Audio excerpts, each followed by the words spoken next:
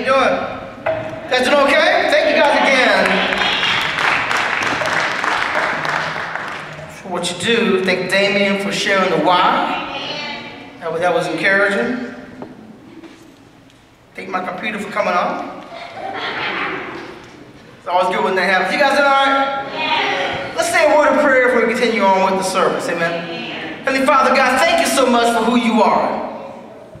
Thank you for your power and your grace and your mercy. You are above our understanding, God. You are a God of love and compassion and patient endurance. You are a God of judgment to be feared. Heavenly Father, you are all things, God. I pray that we bow down and worship you with all the respect that you deserve this morning. And yet we're grateful for just the opportunity to be here together. I pray that you help us to give our full attention to you. Help us to give full attention to your word this morning, to God. Not looking at people, but letting your spirit speak to our hearts. Father, we pray all this in your name and through your Son, our Lord Jesus Christ. Amen. Amen. Amen. Amen. Give me a second here. I'm having a computer malfunction. But you guys had a good Thanksgiving? Yes. You did? Yes. All right, well, I'm going to show a little video, and then we'll talk a little bit more about Thanksgiving and about the service. That's the copy that God gives. And we'll get to it.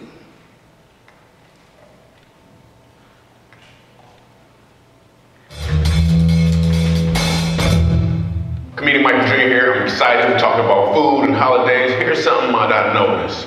When it comes to the sweets, mainly the pies, my white friends, pretty much all they know, for the most part, is pumpkin pie on holidays. I ain't saying all white people, I'm just saying the white people I seem to talk to loves pumpkin pie. And almost have never heard of sweet potato pie. Sweet potato pie. Black people have heard of pumpkin pie, but they don't really mess around with it too much. I'm not gonna say which one I prefer the best. Oops, I dropped the pumpkin, didn't I? Let me get it up. But it's just a theory, I don't know, so we decided to talk to some folks and see where they landed with regards to their favorite pies. What kind of pie do they have at your house when you go back Thanksgiving? Chocolate. Are you saying that just because I'm here? What is your favorite kind of pie? We make pumpkin pie and put pecans on top, so it's like pecan pumpkins. Probably pumpkin pie. What do you know? And what is it you guys are serving? We're serving pumpkin pie. Cool. And what about sweet potato pie? We don't have any sweet potato pie. Just as expected. Have you ever had sweet potato pie? I have not. Have you ever had a different pie called?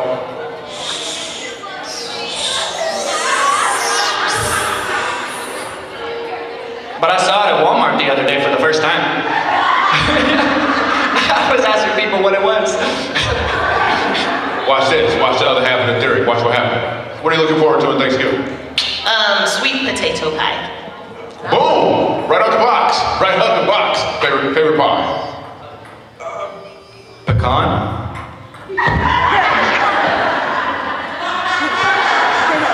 My map is, he probably hasn't had it. Have you ever had sweet potato pie?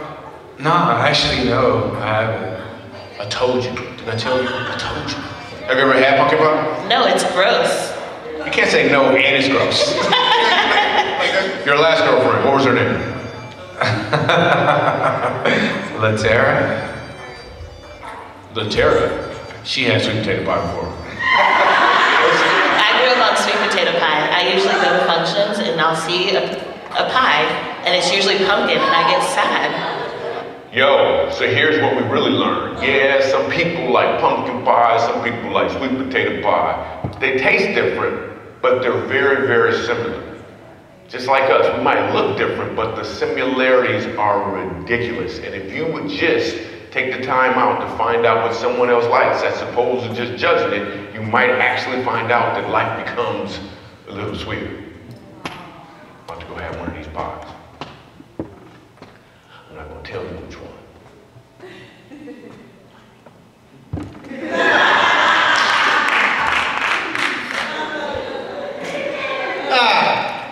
So that was good, right? Yeah. Sweet potato pie, pumpkin pie, it's all pie to me, right? So we have a lot of different things, just like we have different allegiances to football teams. Now, if you're new here, you don't understand. During the fall, at the beginning of the sermon, we do our weekly college football report, and it was rivalry week. So I know some people were hoping that I wouldn't talk about this morning. So we'll talk about winners and not losers. How's that? Is that fair? So Florida won rivalry week, and the one Florida fans really enjoys that. Yeah, it was one of y'all. Just one too many. Georgia won rivalry week, and the one Georgia fan, you can enjoy that for a whole week to the SEC championship, and then we'll pray for you. Okay? Vanderbilt won rivalry week. And that's a miracle. That's God. The Lord God Almighty won that for you. Who else won rivalry? I think there was a Ohio State University won rivalry. Man, look, you better be quiet. You be cold in your household. Man, the couch is looking better and better. Ohio State won and you lost. And that's how it goes. If you don't know, Sean's wife's a Michigan fan. And another team won the rivalry. Alabama slightly won the rivalry yesterday. And anybody else forgetting that's of consequence in this room? Mississippi State won rivalry week. Did you bring your cowbell? Got a shirt on? Alright, so that's our conversation. So we had that just makes Thanksgiving sweeter for those teams that won and the teams that didn't. There's next year. Amen? The sun comes out tomorrow. But God is great. Thanksgiving's a great holiday. All that kind of stuff. But I want to talk about the God who gives for a second. And I want to talk we're going to look at Romans chapter 15, the next slide. I'll read a passage there. It just says this. May the God who gives endurance and encouragement give you the same attitude of mind toward each other that Christ Jesus had. So that with one mind and one voice, you may glorify the God and Father of our Lord Jesus Christ. Accept one another then, just as Christ accepted you, in order to bring praise to God. Amen. He says, look, the God who gives endurance and encouragement. So I want to spend about 4 or 5 hours today. You guys are cool with that, right? Nothing better on Thanksgiving after a big meal and a holiday than having a 5-hour sermon. I thought that everybody needs that. But talk about this passage for a second. And the first thing I want to talk about is the very first phrase in this passage. Next slide. God is a giver. It says about God. Next slide over. It says, may the God who gives. I just want to talk about the fact that that's the personality of God. The personality of God is that God gives. Amen. And now, let me tell you something. It's very easy in life, especially when there are challenging circumstances in life. Now, I don't know if you have challenging circumstances in your life. Maybe you go through life like a Disney movie with butterflies and birds following you around. If that's you, praise God for you. I want to visit your household, okay? But for the rest of us, sometimes there are challenges in our lives. And it's easy to focus on what we don't have. Yeah, that's true. Focus on what God has not given to us. Yeah. Focus on the prayers we've been praying that haven't happened yet. And not understand that God's a giver. Yes. And that God has blessed your life and my life overwhelmingly. Yes.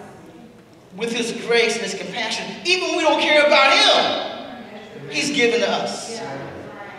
And no matter what our circumstances or what the challenges, God has given us. God is a giver. That's His personality, right? That God gives. And it says He gives, and He also gives specifically in this passage, endurance and encouragement. Amen. That God gives endurance and encouragement. Now He does that in a couple of different ways. You know, the Greek for endurance, it also means to bear with one another, to bear with somebody, right? You know, God gives me endurance in a couple of ways. God puts up with me. Because I'm not always awesome. Right. I am sub-awesome most of the time. And most times I'm sub-awesome. Right? And so God puts up with a lot from me. God bears with a lot. So one of the ways that God gives me endurance is he endures with me. He has faith in me. He fights for me when I'm not fighting for him, when I'm not thinking about him, when I'm not caring about him, when I'm not doing right. He puts up with me. He bears with me. God gives me endurance also through the Holy Spirit. Right? This is a supernatural thing he gives us to help us get through things we couldn't get through in any other way. Right? God gives me endurance by sending people to help me endure. To help me go the extra mile. It says God gives encouragement. God gives encouragement through the scriptures. You know, the verse we didn't read in verse 4 talks about the things written before were written to give us endurance and encouragement. The scriptures are one way that God encourages us. Right? And lifts us up. And encourages our spirit. God wants to encourage you. God wants to give you strength. God wants to lift you up, right? And do all these amazing things because he knows that life, this life that we live, is tough. And we shouldn't be shocked, right? That life is tough. You know, it kills me. Americans are funny, man, because you can't have, like, if it's summertime, we say, man, I can't wait for the fall. And then when we say, and if it's the fall, we say, man, it just rains too much in the fall. Well, that's what happens in the fall. And then when it's the winter, it's too cold. We can't wait for it to warm up. And then it gets warm again. We can't wait. We're never happy with the weather, right? And then with the weather, maybe it's just you. We're surprised that it's July in Birmingham, Alabama, and it's hot. It's like, man, it's so hot. What did you expect? This is not Alaska. Like, we're shocked about things. It's hot every July, man. It's going to be hot next July, too. And in the same way, sometimes we are surprised that we struggle. We're surprised that things, like, we're not supposed to struggle. I'll never forget, Michelle and I, we dated, we were engaged, and we really didn't fight. I mean, not really when we dated. And we didn't have any serious fights when we were engaged. We bumped into, I think we were taking care of a blood test or something. We bumped into an older married couple from the church there, and they would say, how's it going? And I said, it's going great, man. We just got a few more weeks to get married. And he says, yeah, so how you guys resolving fights and resolving conflict? Which is, to me, is an interesting thing to talk about, like, in passing. So he says, how's that going for you? I'm like, well, we don't fight. And I was like bragging about it. Like, and he looked at me like, you poor child. You have no idea what's in store for you. He's like, man, I'm going to pray for you. And he was right. Because look, I thought it was abnormal. It's normal to have conflict. It's normal to have. You're going to have conflict. If you're not having conflict, you're not being real. Right? That's always going on with us. And so we were just storing it up for later on, right? Right? There's going to be conflict. The thing about doing it in the Lord, you learn to fight fair. You learn to fight respectfully. You learn not to cross certain lines or to say certain things that even after you say you're sorry, you really can't take back, right? And you learn how to resolve them in the Lord. This is a whole other sermon. But we shouldn't be shocked. We're going to have struggles, right? We're going to have hard times. We're going to have things that hit us. He says, but I'm a God that gives you endurance and encouragement. I give it away. If you turn to me, if you turn to the Word, if you get on your knees, I will encourage you. And I will help you to endure anything. That's pretty cool, right? Next slide. Giving is living. I'm rhyming today. Giving is living. Let's go back to that same passage. Meanwhile, back in Romans 15:5-7. I'll read it again. May the God who gives endurance and encouragement give you the same attitude of mind toward each other that Christ Jesus had, so that with one mind and one voice you may glorify the God and Father of our Lord Jesus Christ. Accept one another then, just as Christ accepted you, in order to bring praise to God. Okay, giving is living. What's that mean?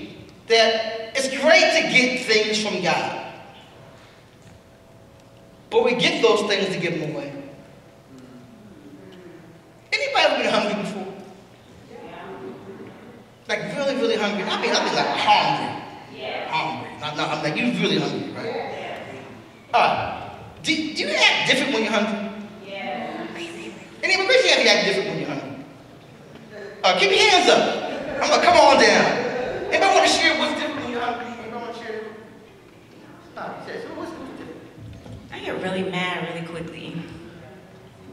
Is that true, Sean? Yes. Now you're really in trouble. Anybody, what gets different when you're hungry? Anybody? I mean, I get irritated. I just kind of give up. You give up. Really die. I get very irritable and shut down. Irritable and short temper. I'm scared of you. What you got over here? Very selfish. I can't go that far. You gotta come to me. You young. I'm old. I'm not walking back to church for you. I won't do it. What you got? I get annoyed super easily and mad, and then I just give up. So if you and your mom both hungry, that's a bad day. Hungry at the same. Anybody else want to share how you get when you're hungry? Anybody hungry now? Well, let's move away from her. She's hungry. So stuff happens, right? Alright, so you're irritable. Or you're mad. Or you just want to give up because you're hungry, right? So if I come up to you and say, Indian, and my answer to you being irritable and angry because you're hungry is just to get on you about it. You know you shouldn't be angry. You need to stop being irritable. You know, Jesus didn't want you irritable and angry. Is that going to work? And then you say, well, I'm just angry because I'm hungry. I said, well, look, that's okay, but you need to just feed on to the Word of God right now. Is that going to work? Sean, does that work? No, it didn't work. Feed that girl. Now, you can talk about that later on over a sandwich or something, but you need to feed that person, right? That's a real simple concept. You know, feed that person. A lot of times, and maybe it's just me, because you're more spiritual than I am, but a lot of times we complain about people. And we complain about our spouses, we complain about people at work, and you know, and then whatever, we complain about them. When a lot of times, we have issues. But people would do better if you fed them encouragement. See, getting on them, sometimes people are just, man, they're overwhelmed with school, overwhelmed with work, they have some things go wrong, and they're taking it out maybe on you, and that's a symptom rather than a problem. And what they need, like a hungry person, they need to be encouraged. They need to be loved, and rather than criticized, sometimes to their face, other times even worse, behind their backs. Not that anybody here would do.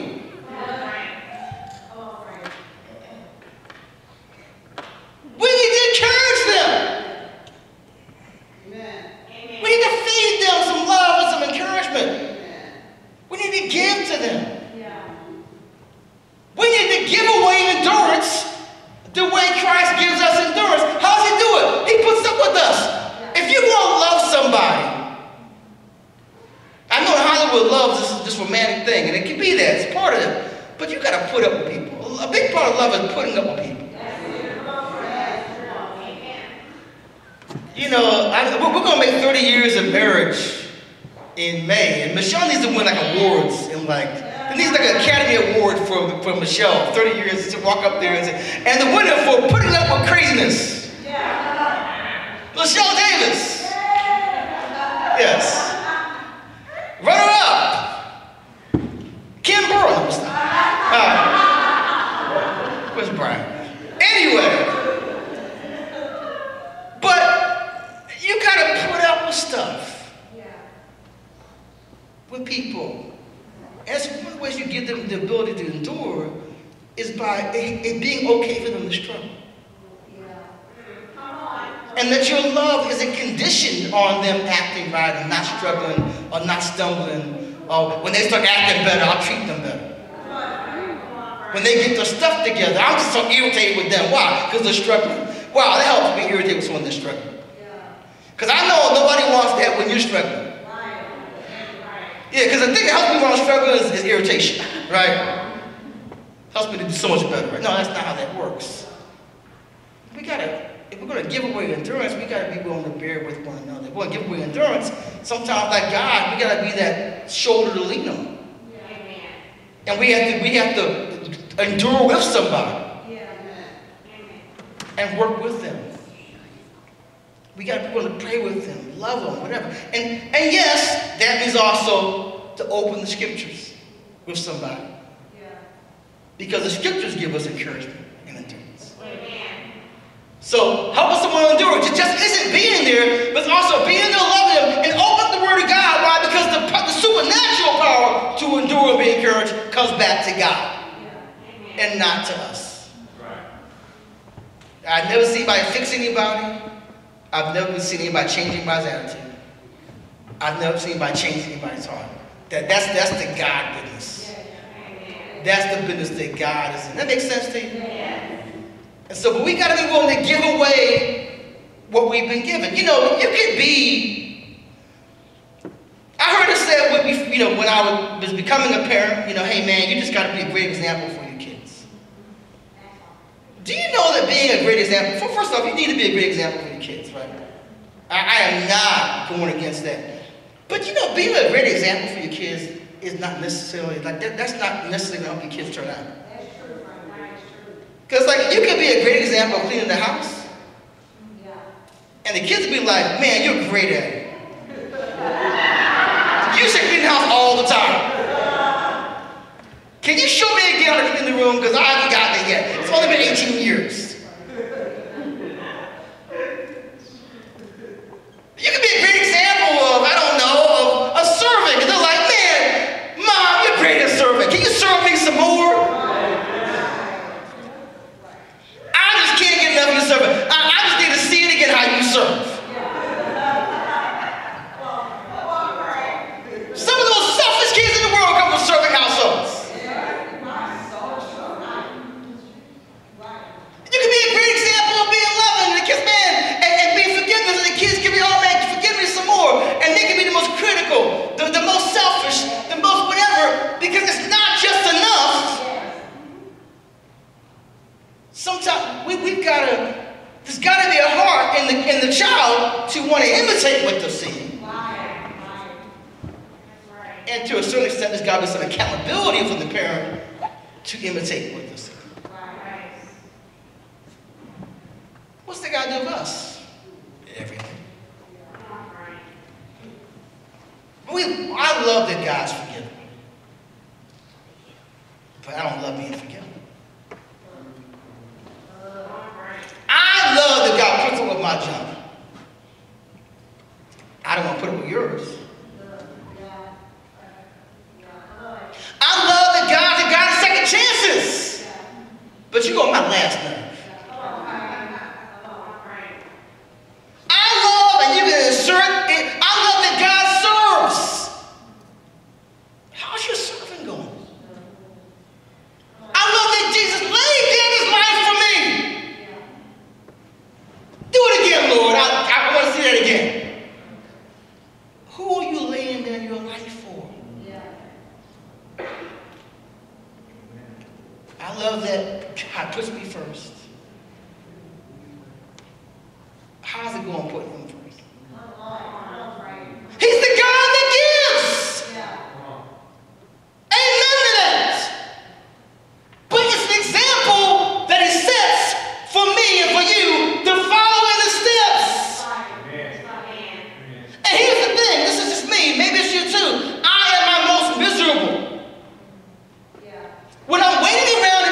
given to. We're like, oh yeah, man, we need, the God gives, and we need to give each other encouragement and endurance. So y'all need to be giving to me. Because I had a bad week. Who's giving to me? I am my most miserable. When I'm waiting around to be given to. Am I most fulfilled when I'm imitating the Father and giving my love away? Because even if no one's giving to me, He's giving to me. And it's almost like I'm becoming like my Father. I'm becoming like my Master. I'm becoming like my Lord. And the more you give away, the more it'll fill you up. You will never outgive God. You'll never do it. You'll never outgive God. He'll fill you up. And so I know it's counterintuitive, right? We have to give to be filled up. He's the God that gives, so we can give it away. He's the God that accepts one another. He's the God that accepts us, so we can have that same family among them. Does that make sense? I'm going to stop talking to myself. Because I see the turkey glazing over your eyes. And some of y'all, you have a sweet potato fix you gotta get. You gotta go home. You're scratching your arm now. Sweet potatoes. Or pumpkin pie, I don't care. Pecan, whatever it is. All right, so I'll get you on out of here. I just want to encourage us to love someone like that. Yeah, you feel like, man, I don't have any friends here. Man, we can do a bit, but who are you being a friend to? Who are you being a friend to? Who are you loving? Who are you serving? Who are you encouraging? Who are you reaching out to? And I promise you, if we give it away, the God who gives will give more. And the God be the glory.